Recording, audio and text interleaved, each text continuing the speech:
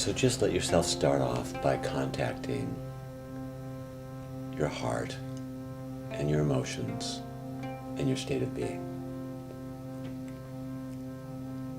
And as you do that, just remember that you're wanting to convey, I want you to be just exactly as you are. Have the courage not to try to improve. Have the courage to just be exactly as you are. And the more you can be exactly as you are with your accepting awareness, the better chance you have to heal. And the more you can get over this illusion that improvement is going to help, that trying to change your state is going to help, the quicker you're going to have a sense of well-being.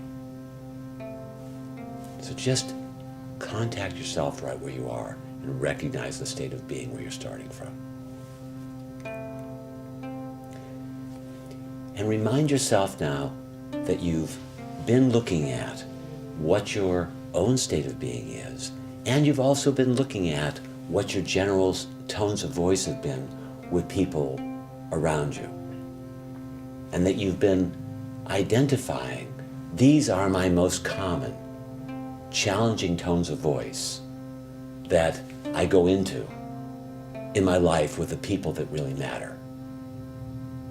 And now, imagine yourself on a regular basis going to the people that you most trust and let them know, visualize letting them know what the states of being are in your tone of voice. And you're letting them have the gift of your accepting awareness of what your tone of voice is that's least optimal. And by being that generous and that humble and that open, you're giving them the ability to give you a caring response. And it's an act of trust. It's an act of grace. It's an act of self-love. Because your willingness to tell the significant others your tones of voice that are most discordant, that are most challenging,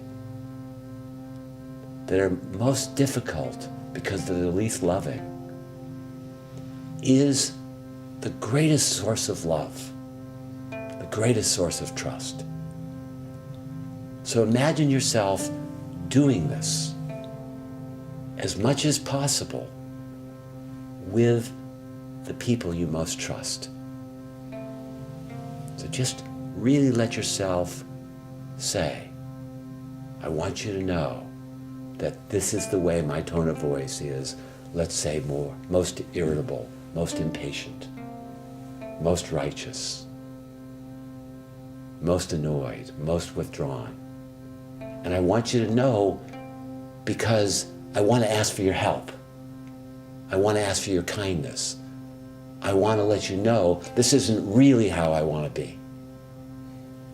How I really want to be is the opposite of this tone of voice. And I'm letting you know so I can give you the way I'm normally defensive and ask you to try to support my heart. Ask you to try to assume my goodwill so that I can strengthen that part of me. And just imagine that this is something that you're doing as a part of your lifestyle.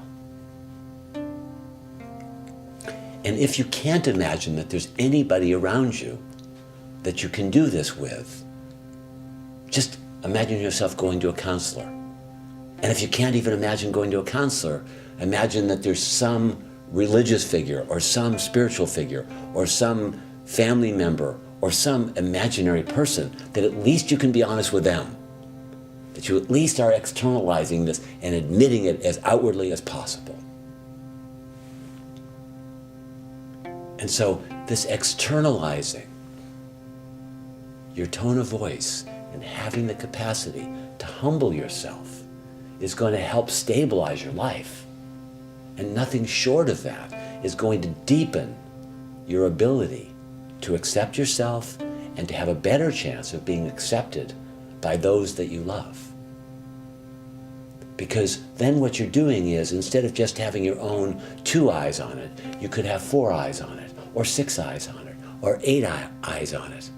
And the more witnesses you have of how you normally have a tone of voice that isn't loving, and the more you ask for help, the better chance you have of stabilizing your own heart, and the better chance you have of those that you love giving you love.